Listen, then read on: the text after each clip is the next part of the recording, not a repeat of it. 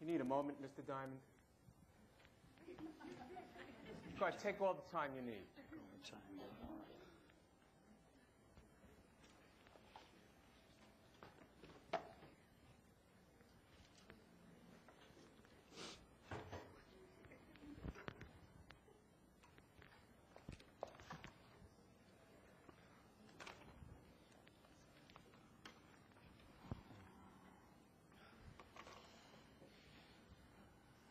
I'm okay.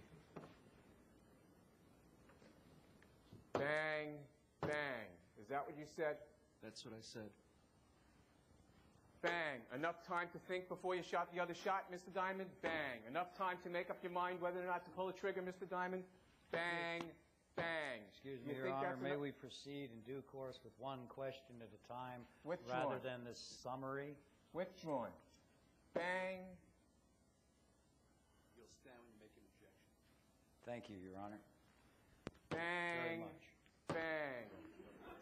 Do you think there was enough time between those two bangs to make up your mind whether or not to pull the trigger a second time? I didn't make up my mind to pull the trigger, sir. Well, if you had done it intentionally, Mr. Diamond, as opposed to accidentally, do you think there's enough time for you to think, bang, bang, whether or not to pull the trigger a second time? Yes or no? Yes. Now, you are facing an extraordinary length of time in jail should you be convicted of this crime. Is that correct? That's right. You're facing, in fact, life without parole. Is that fair to say? Yes.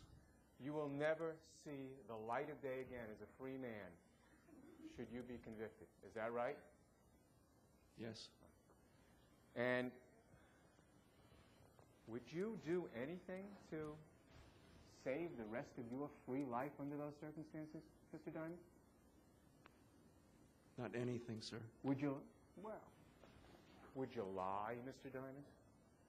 No. To get out of facing the rest of your life. How old are you, Mr. Diamond? 33.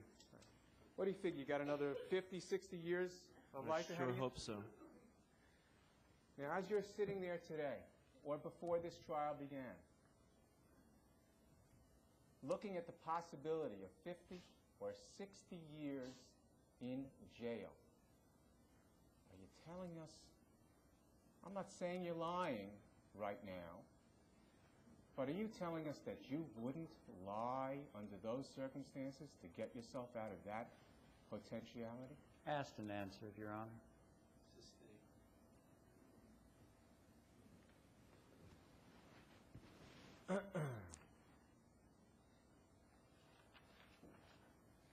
Now, if I understand your background, you're a judo or martial arts expert, correct? Yes, sir.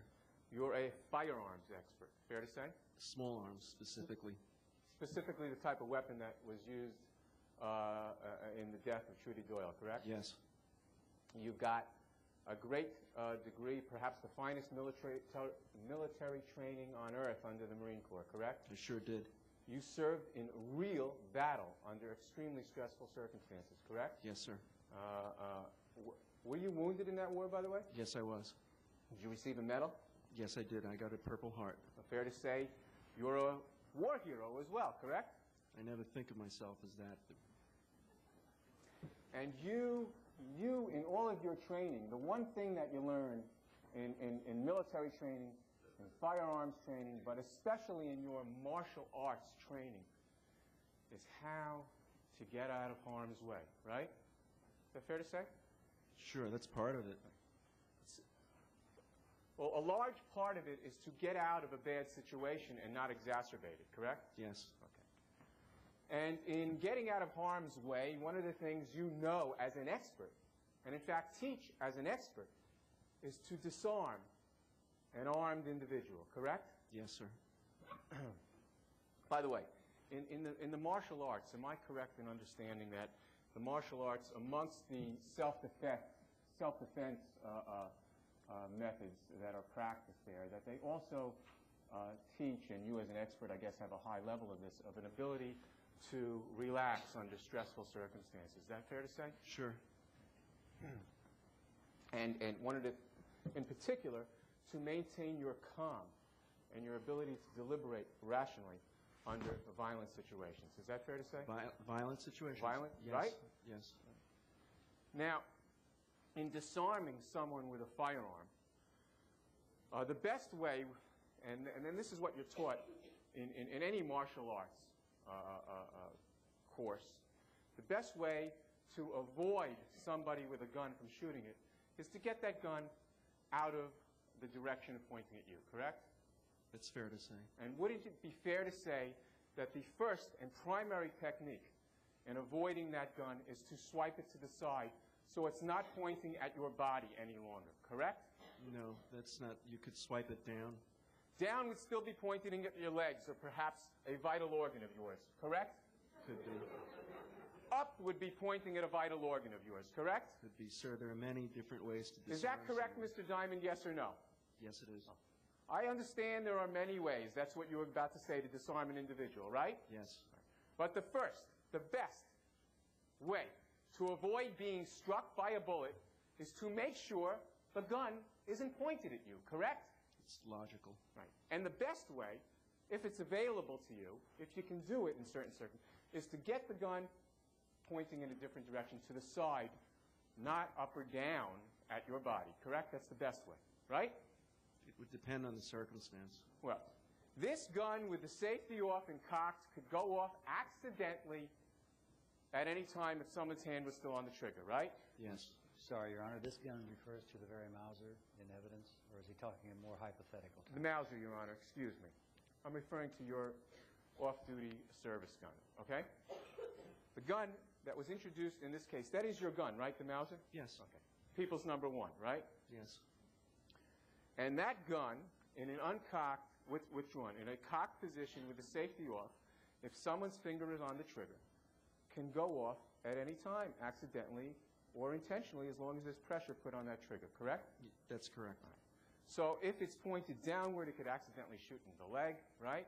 Yes. If it's pointed upward, it's a threat to any vital organ in your body and could result in death to the person, correct? Yes. If it's off to the side, not pointing at you, it can't, even if it goes off, kill you or hurt you in that position, correct? No, sir.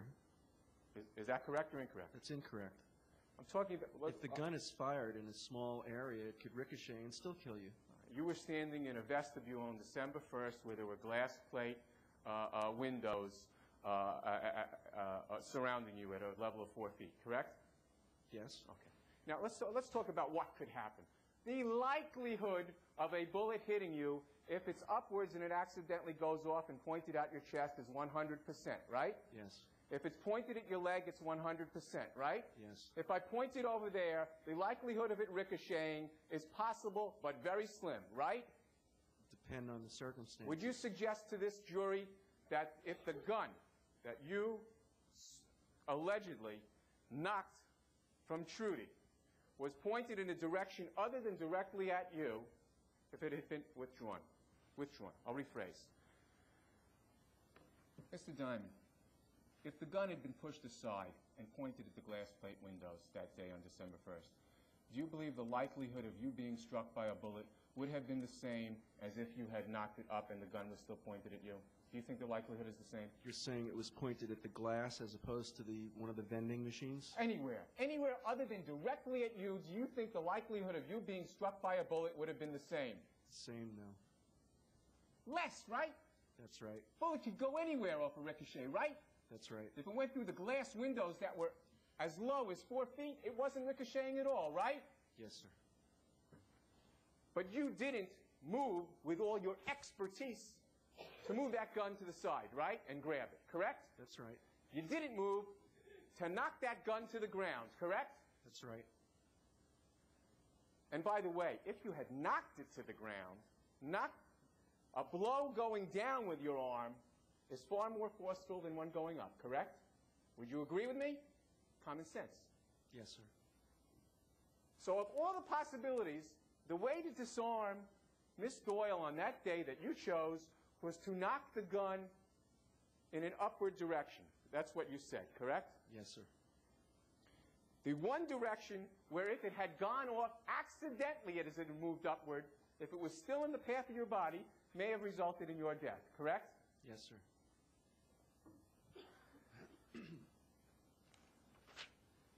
Now, you holstered your off-duty revolver, isn't that correct? Yes, sir. You didn't wear it in your waistband generally, isn't that correct? Generally. In fact, when you practiced with Trudy Doyle, withdrawn, you stated on direct examination that in your practices with Trudy Doyle, she was practicing taking the gun from your waistband when you practiced with her. You remember that testimony? Yes. That was a misstatement, wasn't it? That's correct. Yeah. And she actually practiced, whenever she practiced with you, she practiced taking the gun from your holster, correct? Yes, but it was a waist Mr. holster. Diamond, yes or no, correct? Yes. And correct me if I'm wrong, but this was a standard police holster, correct? I don't know what you mean by Okay. standard, sir. When you as a police officer are carrying a gun, you're carrying a gun in a holster that has a special clip in it, a clip with force to hold the gun in, not entirely, but to hold it in to make it more difficult for a stranger or a criminal to lift it from you during a struggle or some other crime, correct? Are you talking about a side holster that's holding a revolver, like a Smith & Wesson? The side holster was withdrawn. I'm talking about the side holster that you Yes, wore. they have a clip. The Correct? side holster. Right. And that's the side holster that you practiced with Trudy Doyle with the gun, the Mauser. No? No. You had two side holsters? No, the holster that I had for the Mauser was a waist holster. It's the kind of a holster that you often see detectives wearing, where it even looks like it's in the waist. I don't know what I often see. Why don't you testify, okay? It's a holster that clips on to the belt, and it can be clipped either inside the belt or outside. And that holster has a clip in it too, doesn't it? Yes or no? It's not the same kind of a clip. But that it you does just- have a clip with some degree of pressure to prevent that gun from being taken out from even a detective, doesn't it? Yes, sir. So in fact, on December 1st, when you say she tried to take this from your waistband, that was an attempt at something that she had never tried before because the practice was when you wore it in a holster on the waist, correct? That's Right? correct. Now, in addition to being a firearms expert, you would have to go, standard procedure, to the range and practice firing your weapons, correct? Yes, at least twice a year. Okay, and you would, well, isn't it a fact that as an expert and you trained people, you have to go there more often to maintain that level of expertise? I'm not sure exactly what the rules were. I had attained a level. I went more than twice a year. Okay. And in doing so, you would practice not only with your service revolver, but you would practice with your Mauser, right? Sure. Of course, you have to know how that operated, right? Sure. Right. And could you show the jury, if you don't mind, the police stance when trained to fire a weapon, in firing weapons? There are many stances. Could you show them withdrawn? When you fire a weapon at the training ground or in any other situation, you fire the weapon with two hands? Generally. Yes. And the Mauser has a certain amount of recoil on it. You heard the testimony on that, right? Most guns have recoil. Correct. And recoil is when the gun kicks back after you fire a bullet, right? Yes. Okay. And the Mauser kicked back, you heard that, right? But the Mauser kicks back very little in 15 comparison. degrees. Would you agree with that? Sure. Okay. And it kicks back even if you held it with two hands, right? It kicks back somewhat, but very little. After firing the gun at a firing range, withdrawn, when you go to the firing range with that Mauser and you fire the weapon, it would kick back a little, right? Yes. And in order to fire it again, you'd naturally bring the gun down and point and fire, correct? Sure. Because if you fired it after it kicked back, it'd go up in the air, right? Sure. Okay. Even when you held it with two hands, it would be a kickback, right? Somewhat. And is it fair to say that if you withdrawn, is it fair to say that after accidentally firing this weapon on December 1st, that since you weren't even ready for it to fire, it kicked back far more than when you were ready and prepared on the firing range practicing with that gun? I don't remember how much it kicked back at that moment. You weren't ready for it to fire then, right? No, I was not. Your muscles weren't ready for that gun to be fired, right? That's right. You weren't trying like you do in the pistol range to hold that gun steady, right, with two hands. That's right. It accidentally went off, and certainly the recoil mechanism wasn't any different than any other day that you fired the gun, right? That's right. Is it fair to say that it must have thrown your hand back more than on the pistol range, more than just a little? It threw my hand back. You remember that now? It had to. Okay.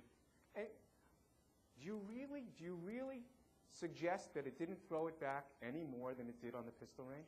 I don't know how far it threw it back. Even though you weren't ready for it to be fired, right? That's right. By the way, the gun you described as a light trigger pull, and you heard the expert describe it, I think, as a medium trigger pull. That's They talked right. about pounds and things like that. Do you know what the term a hair trigger means? Sure. Could you tell the jury? A hair trigger is a pull that theoretically all it would take would be a human hair touching it in order for it to go off. A hair trigger is practically no effort whatsoever. And then the Mauser, the gun, people's number one in evidence, that took some effort, whether it be light or medium or 10 pounds or whatever. It took some effort. You actually have to pull the trigger to fire this gun, correct? Yes. Okay. Now, getting back to your relationship with Trudy for a moment. You met her in about September of last year, right? Yes. And you very quickly found yourself falling in love with her. Is that fair to say? That is. I mean, so quickly that you proposed marriage to her, correct? I did. So quickly that within a month you wanted her and persuaded her to live together with you, right? I wouldn't say I persuaded her. It was a mutual decision. Well, the fact is that you proposed marriage to her and she didn't accept that proposal, right? That's right. In fact, you were never sure of her feelings towards you. Quite sure, right? I wouldn't say never.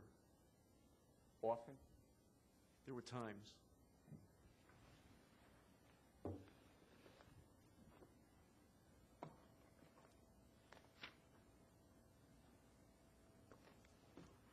You gave a statement to the police the very day that you were arrested after the shooting death of Trudy Doyle. Do you recall that? Yes, I did. And that statement was made at about 3, 4 o'clock in the afternoon, correct?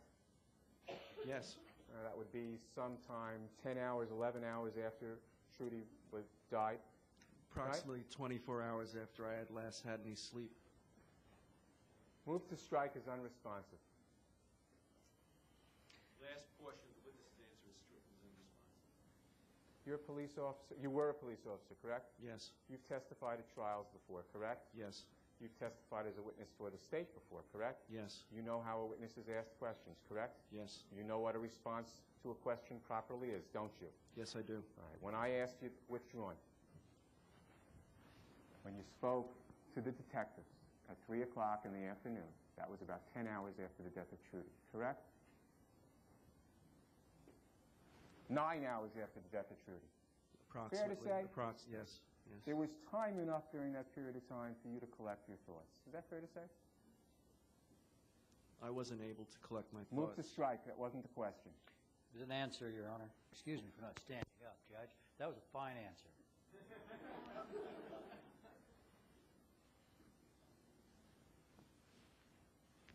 I withdraw my objection. You weren't able to collect your thoughts after 9 hours, correct? That's right.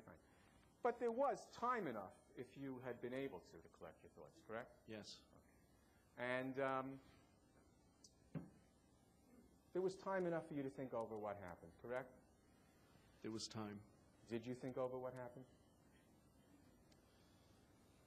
Sure. Is there something different in thinking over what happened from collecting your thoughts that you had a problem with? Will you let me answer? I asked you, is it different? You can say yes or no. Is there something different? I'll let you answer. No, there's nothing different. And when you spoke to the detectives, you spoke at length, didn't you? Yes. In fact, you've seen your statement, several typed pages, right? Yes, I have. And there was a stenographer there taking it down as you spoke, correct? Yes, there was. Much like there's a stenographer in the courtroom today, correct? Taking everything down you're saying today, right? That's right. Okay. And did you say during that interview that you could never be certain about Trudy's feelings? Did you say that? That's what I said. Okay. Was it true then? It wasn't quite accurate. Okay. Because as you've testified today, you weren't. There were times you were sure and times you weren't, right? That's right. Okay. And you've had more time to collect your thoughts since December 1st. A lot more. Right? You've had more time to deliberate and think about what happened that day, right? Yes, I did. Now,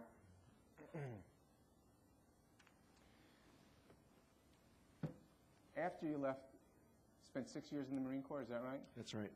And I forget what rank you rose to. You rose to the rank of... Sergeant First Class. That's a fairly honorable and high rank, is it not? Something I'm very proud of. And when you left with an honorable discharge, correct? Of course. And you left to pursue a dream, is that right? Yes. You left to pursue the dream of helping and protecting people, correct? Yes. And that dream was fulfilled by you becoming a member of the New York City Police Force, is that right? NIDA.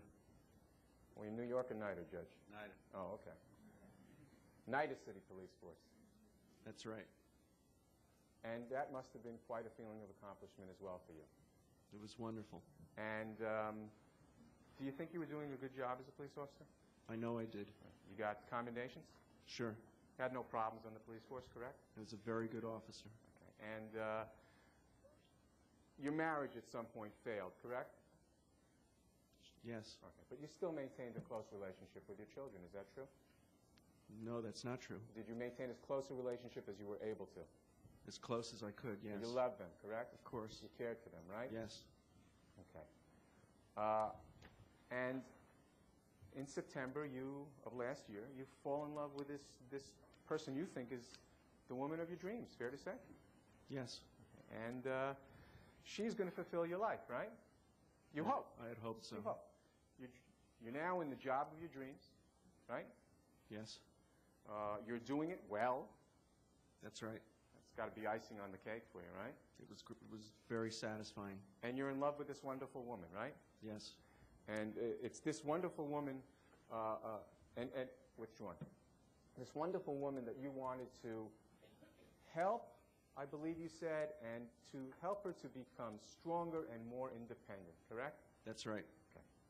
Now this wonderful woman that you were in love with, she had already left a marriage with a wife-beating drunk, right? That's right.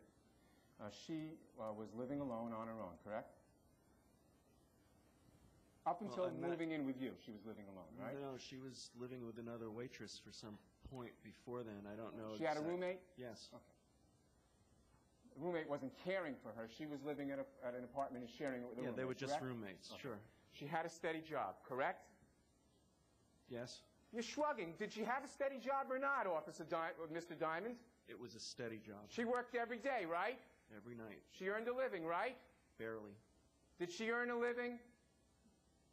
Yes, she did. She earned a living. She lived in an apartment by herself, supported by no one, had a steady job. She maintained a relationship with someone who loved her. She left the marriage with a wife beater, and you were going to make her stronger and more independent. Is that your testimony? Yes, it or no? is.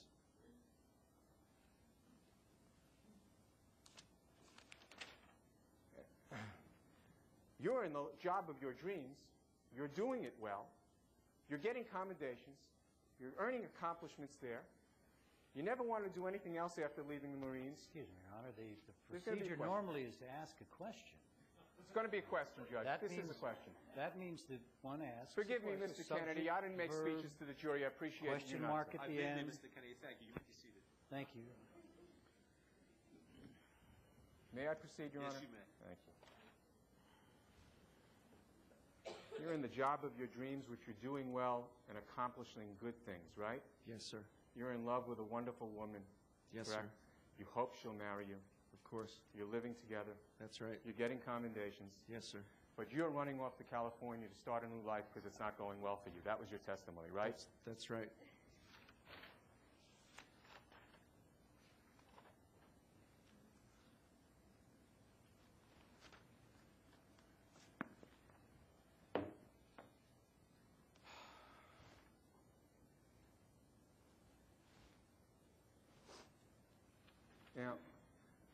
these plans that you made to go to California, you say that you made them, we're going to leave for California with or without Trudy Doyle, correct? That's correct. Okay. But it's a fact, and I think you said it already, that your hopes and dreams were that she would leave with you, right? Of course I did. And up until December 1st, the date of her death, she never told you she was going to go with you. That's right. She never acted in a way she was going to go with you, right? That's right. She didn't pack any of her belongings, correct? She did not. She went to work after your resignation on the 28th of November, correct? Yes. She was at work the day you were checking out of your job and packing your equipment, right? Right. She was at work as you're getting ready to leave California, right? Yes, she was. But your hope and dream is that she's going to finally say to you, yes, I'll come with you. I love you, right? I certainly hope that. But the fact of the matter is, you knew she wasn't going with you in the depth of your heart, didn't you? No. Excuse me, Your Honor. What time? On December 1st, 1997, you knew before you ever spoke with Trudy Doyle that she wasn't going to California with you. Didn't you know that? No.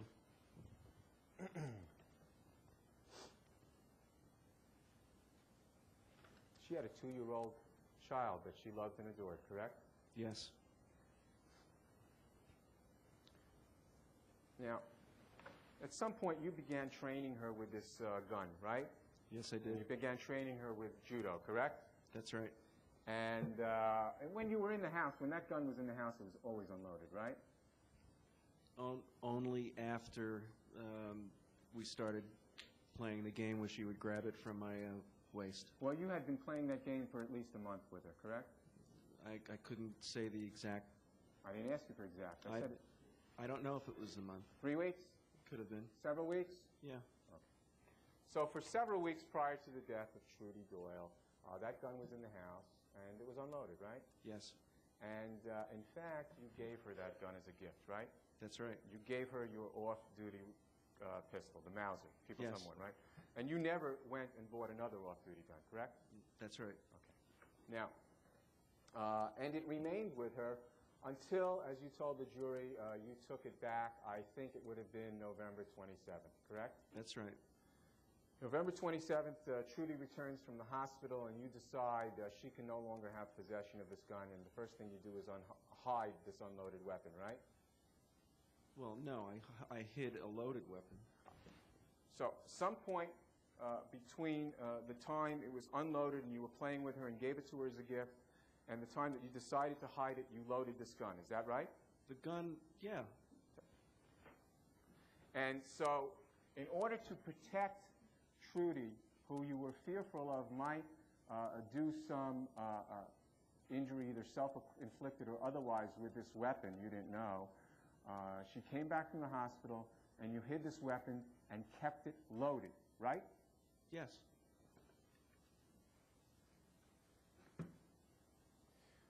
When you played the game with her of snatching the gun where you weren't concerned that she might commit suicide or intentionally do injury to somebody else, then you unloaded it to protect from an accident, correct? Yes. When she came home from the hospital and you thought she might intentionally injure someone, specifically herself, then you had it loaded, right? It was no longer her gun. But it was in the house. You hid it, right? Yes. And you kept it loaded, right? As it had always been, before I even met her. Before you met her, it had been loaded, right? Which one?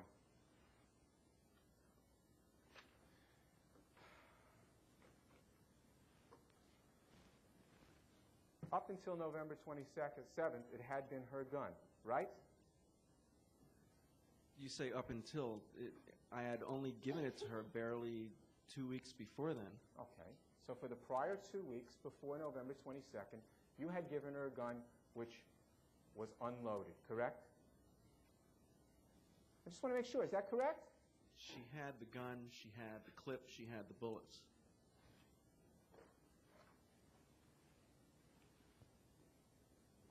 You know, you heard Benbrook testify, did you not? Yes, I did. Is he correct that while Trudy was lying dead in that vestibule and you were in the police car, that for the entire time that you were in that police car and she was lying there on the vestibule floor, up into and through the time that the coroner came and examined her body, is it true you never glanced over there? That's what Sergeant Benbook said. Do you recall that? I recall him saying that, Yeah, but he testified to that. Is that true? I don't remember. Now, the operation of this Mauser, just to be clear, you indicated before that you, in order to fire it, you must undo the safety and cock it. Is that correct? That's correct. Right. Actually, there must be a round that's already chambered. So you have to chamber around, correct? Sure. Cock the trigger, correct? Yes. And undo the safety. Is that fair to say? Yes. Okay. Now, by the way, you demonstrated it as I'm demonstrating it now, correct? In front of the jury. The jury can see me, thumb on top of the gun, hand outstretched, somewhat in a fist position, correct? Yes. Right. In fact, the safety's on the side, so you have to turn your thumb to the side and slide the safety back, correct? Sure. And then you have to turn your finger up on top, your thumb on top of the gun and pull the trigger back, correct? Not necessarily in that order. You can pull the hammer back first. Either way, it's two separate actions, correct? Yes. One on top of the gun, one to the side of the gun, correct? Yes. Now, 2 days earlier, 2 days prior to Trudy's death, you handed in your resignation, right? I think it was 3 days. November 28th? Yes. 3 days, you're right. November 28th, you hand in your resignation, you're going to California, right? Yes. You're going to stay with a Marine buddy, is that fair to say? Yep. And December 1st is your last shift, correct? Yes. Now, on which one? On November 28th, you take the gun out of the house and bring it to your locker, correct? The Mauser.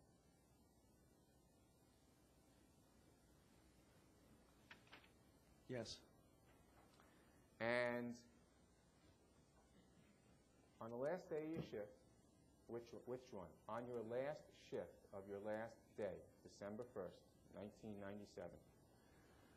It's a very different day for you, right? Yes. Fair to say it's your last day on the job of your dreams, right? That's right. It's not an ordinary day. That's right. There's nothing about you cleaning out your locker and you leaving the job of your dreams that has anything with any other similarity to every other working day you had at the police force, correct? That's right. You packed up your entire personal belongings in a flight bag. Is that fair to say? Yes. It was nothing. What did you clear out of your locker? I had a radio. I had Which one? some. Which one? It was nothing ordinary or habitual about clearing out your entire personal locker in the police department on December 1st, That's right. 1997 at 5:30 in the morning. That's right. There was nothing habitual about doing that, correct? That's right. And when you put the gun in that waistband, that wasn't out of habit either, was it? Yes, it was. In fact, you used to carry the gun in a detective's or waist holster. Isn't that correct? That's right. Out of habit, when you wore that off-duty revolver on the days that you wore it in a holster, correct? That's right. So when you put that gun in your waistband, that was also something out of the ordinary for you, right? Yes, sir. Okay. Now, that gun, when you took it out of that locker, was loaded, wasn't it? Sure. There was a round in the chamber, in fact, correct? That's right. You hadn't worn that off-duty gun since you had previously given it to Trudy Doyle as a gift. Isn't that correct? That's not true. You remember this typed statement that you made on December 1st, 1997, approximately 3 pages of typewritten material? You remember that? I remember my statement. I've read it. You read it? Of course, in preparation for this trial, right? I've read the statement. And would it be fair to say that that statement is fairly detailed about your activities both before December 1st and through December 1st and the death of Trudy Doyle? Would that be fair to say? There's detail, certainly. And you speak in detail about the gift of the gun to Trudy Doyle, right? I speak about it, yes. You speak about in that statement about the practices you had with her trying to snatch the gun. Is that fair to say? Yes. You speak about hiding the gun, right? Yes. You speak about putting that gun in your locker, hiding. I got a while, Judge. You speak about putting that gun back in your locker on November 28th, right? Yes. You speak about putting the gun in your waistband as it's loaded on December 1st, right? Yes. There's not one mention in this report of you ever again, after giving that gun to Trudy Doyle, ever carrying that gun as an off-duty revolver. Isn't that right? There's no mention, that's right. Thank you. The fact of the matter is what you did on November 28th was you took that gun, you brought it to your locker, and you left it there for 3 days, and you took it out on December 1st, right? No.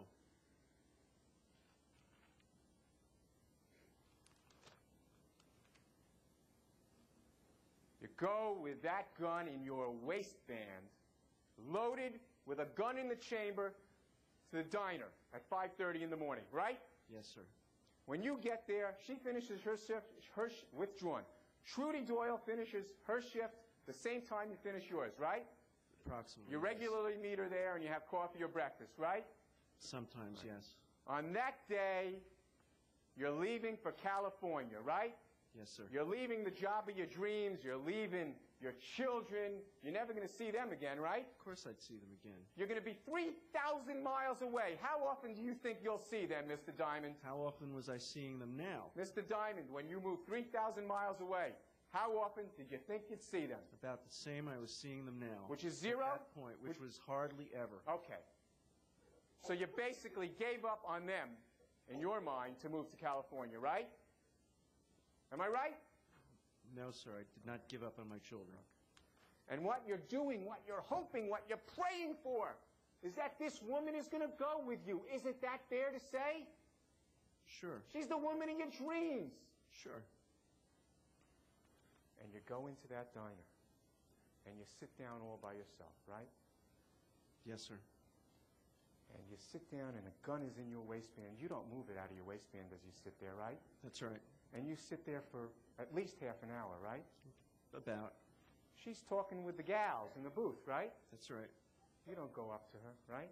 No. You don't let her know you're there, right? That's right. You don't know if she knows you're there, but you think she looked at you, don't you? I thought so. Okay. And you're sitting there. And the woman of your dreams, she don't even give you a smile, does she, Mr. Diamond? That's yes right. or no?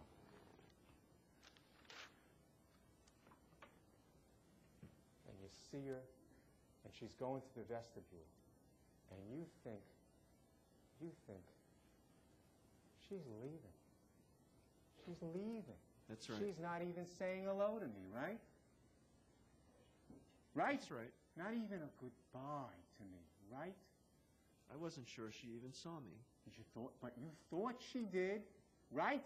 I wasn't sure. You thought she did, right? Yes or no? Yes, sir. And she's walking out without even a goodbye. The man who saved her life, right? That's right. The man who loved her, was going to make her strong, independent, right? Yes, sir. She's walking out the door, right? Yes, sir. So you run down there or you walk quickly to the vestibule, right? Right? Yes. And when you get to the vestibule, you're a big man. You're over 6 feet tall, 200 pounds, right? Yes, sir. You stand in front of the one and only doorway back into that restaurant, right? That's right. And you see when you get there, she's not leaving at all. She's buying a pack of cigarettes, right? Right. Excuse me. And the door shuts behind you, correct? Yes, sir. And you know, while you're in that enclosed vestibule, nobody can hear what you're saying, right? Do you know that? I never gave it a thought. I have no idea. You know, when you're in that enclosed vestibule, that nobody can even see what you're doing because you're a big man and blocking the view from everybody in the restaurant, right? I never gave that a thought. You recall giving that statement back on December 1st, the one where you couldn't collect your thoughts? I I might have. You might have what? I gave the statement. And in your inability to collect your thoughts, your inability to think, your inability to deliberate, you were able to say specifically, page 39, Counselor.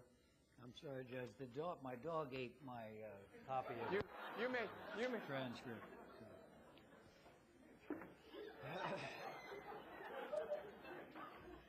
You may ask your question. Thank you. You said this. This vestibule was between the door to the street and another door leading into the restaurant area itself. This latter door was glass and shut behind me, so I doubt anyone could hear what was being said. Also, my back was to it, so anyone looking in would have a hard time seeing what was happening. Do you remember saying that on December 1st, 1997? Yes, I said that. That's something you never gave any thought to, correct? Yes or no? No. You just said that, right? Gave any thought when? Could you please tell me when you're talking I about? didn't ask when. When I asked you it 1 minute ago, I didn't point to any time in your life. You said you never gave it any thought, correct? At that time I when I asked was you in the to- vestibule. I didn't ask you then. I asked you today. That's what I asked thought you today. were asking. I thought you were asking me if I gave it that thought when I was in the vestibule. Obviously, afterwards, I realized that, of course, no one could see me. Because Could you see had her. 9 hours to sit in that police station, collect your thoughts, deliberate, and tell that to the detectives, right? Yes or no? Yes.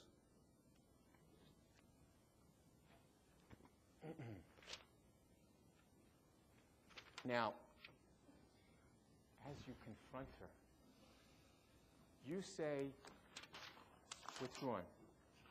Are you going to California with me, or are you coming to California with me? One moment, Your Honor, with your indulgence, and I will wrap it up shortly. You're reading my mind. It's been 15 years. I should be able to. You say that she told you, no, you're not. That's right. The fact of the matter is, what she said to you was, no, I'm not going, correct? No. When you spoke to the police on December 1st, you told them what she told you was that she said she's not going, correct? Yes or no? Yes or no? Objection, Your Honor. Should refer to the Been statement. answered, Your Honor. Should refer to the statement. I don't have to refer to the statement, Your Honor. He has You answered should that. That's what refer he to the said. statement when you Your Honor, misstate the Mr. statement as a Kennedy, matter. there's a reason My dog God hadn't eaten created my statement. I'd be able to What correct I'm thinking, Mr. Kennedy, you don't. it. Very well, Your Honor. That's the last time I'm warning you. All right. I didn't ask you what was written in the statement. I asked you whether you told the detectives that she told you you weren't going, and you said that's what you told them, right? I thought you were Yes or no? referring to the statement.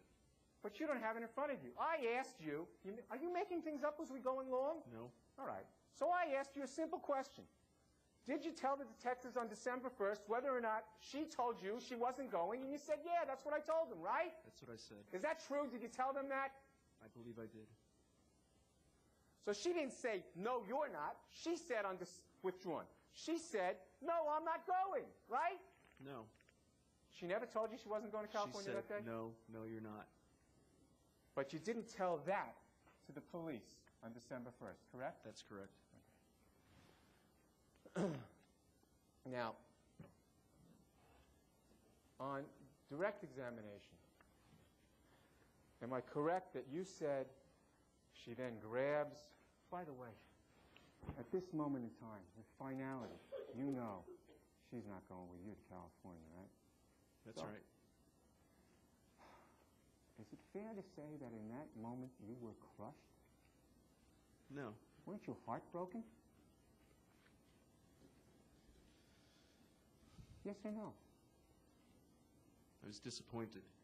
That's it? Another bad day at the track? Withdrawn. She grabs for your gun out of your waistband. That's your story, right? Yes, sir. And in one motion, this is what you said on direct examination, in one motion, you hit the gun upwards and you grab it and it went off, correct? Yes. You grabbed it in one motion at the same time you hit it upwards, fair to say? Yes.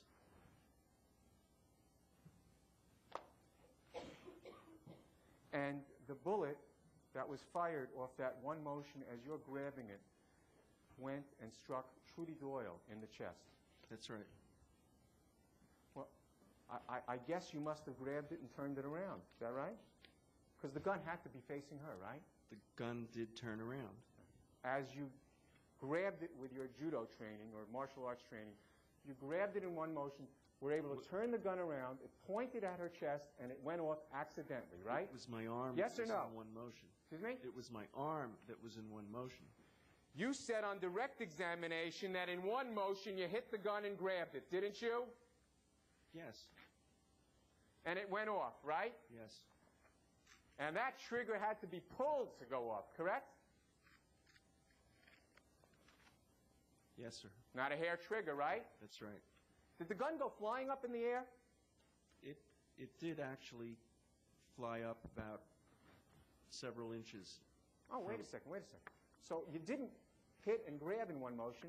You hit it, the gun flew up in the air, and then you grabbed the gun, But right? my arm, which was in one motion, it was my arm that I was talking about that was in one motion. Mr. Diamond, you have now said on 3 prior occasions that you hit and grabbed it in one motion. Is that testimony inaccurate or incorrect? Slightly inaccurate. Even when you were asked on the non-confrontational questions by your lawyer, Mr. Kennedy, when you said that it was incorrect, right? Right? Right? Somewhat. Somewhat. It couldn't have been one motion. You knocked it in the air and you grabbed it, right? The arm was in one motion. But I was the grabbing... talking about my arm. Wait. And the grabbing, was that a different motion? It was all part of the same motion. The grabbing was one motion and the arm was one motion? I hit her arm, and as the gun popped out of her hand, my arm continued and grabbed it. As it flipped around Yes. and pointed at her. Yes. And your... How tragic it was that not only were you able to grab this flying gun, but you grabbed it in a way that you actually pulled the trigger accidentally, right? That's right. And incredibly enough, the gun wasn't fired accidentally into the floor or into the glass or into the ceiling. It fired right into Trudy Doyle's chest, correct? That's right. Now, when she was holding the gun, was it in her right hand or her left hand? It was in her right hand. And when you hit the gun, was it with your right hand as you just demonstrated? Yes, it was. And that was with an upward motion? Yes. And did the gun go flying, fairly straight up? Would you say? Sir. Well, did you hit her hand straight up? The gun obviously went up because I was hitting her from underneath. Straight up? Well, did it Sir, fly off to her right? Did it fly off to her left? Do you remember any of this at all? Or do you Sir. think this might cause problems with your story if you give me a direct answer to that? The gun went up, sir. How did it go up? It went up only a few inches, you said, right? It seemed so. Unluckily enough, not above your shoulders so anybody could actually see that happen in the restaurant, right? You know nobody saw that, right? I know that. Because as fate would have it, when you struck it, it only went a couple inches, so your body still blocked what anybody could see, right? Right? That's what happened. And when you grabbed it, we know that that first bullet entered the left side of her chest, right?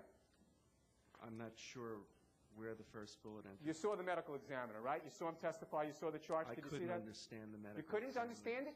Do you remember the testimony about Trudy's wristband? Do you remember that? Yes. Do you remember the testimony that there was material from the wristband that was in the right side of her chest Yes. from a bullet, right? Yes. Do you remember that after Trudy was struck with that first bullet that she let out a scream and grabbed her chest? Yes. So isn't it a fact that the only possible explanation for the material, the metal from her wristband, in the bullet wound on the right side of her chest was from the second shot after she covered her chest? I don't know. You don't know that? Is I this don't too know. complex for you? You're a police officer. I don't know that, sir. Well, let's take it step by step then. How do you think?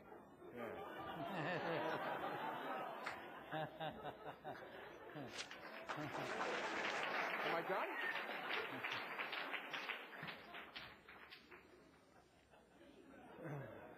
Rome.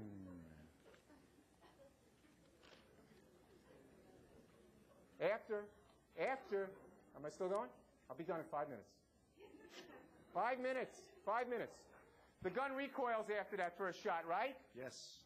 And after the recoil, amazingly enough, your body tenses up with all your training, and it goes off again, and it doesn't hit the wall, it doesn't hit the glass, it doesn't hit the floor, it goes into her chest. That's what happened. Are you the guy who told her if anyone is going to kill you, I am? Yes, I am. The fact of the matter is, officer, that you were living in a dream world, this dream of a new life with Trudy, right? My last series, right? No, I wasn't living in a dream world. No. You knew if Trudy was going to break your heart, you were going to blow hers out, didn't you? No. You cleaned out your locker and you loaded that gun. Right? The gun was already loaded. And chambered with a bullet, right? The gun was already chambered. You put the gun in your waistband. It was Yep. loaded. Correct? Yes. Might have even been cocked, right? You don't even Might have. remember. It might have. Do you leave that gun in your locker cocked or uncocked? Generally uncocked. Right. So you must have cocked it if it was cocked before you left that precinct that night on your way to see Trudy, right? If it was cocked, I did it. Right. And then you must have uncocked it according to you, right? That's right. After sitting for 30 minutes, the woman is walking out of your life and you go and confront her, right? Yes, sir. And you confront her in the one and only place in that restaurant where you know nobody could see what was happening, right? Because you're blocking their view, right? Where I know now or I knew then? Then. I didn't even think of that. And you knew then that nobody could hear it after that glass door shut, right? I wasn't thinking of that. Right. And then she rejected you, right? No, I didn't take She it. said she's not going with you, That's right? right. And you did it. You did it. Because the only explanation, Mr. Diamond, is that you did it and you pulled that gun and you shot her straight through the chest. Bang. Bang. Right? No. No further questions.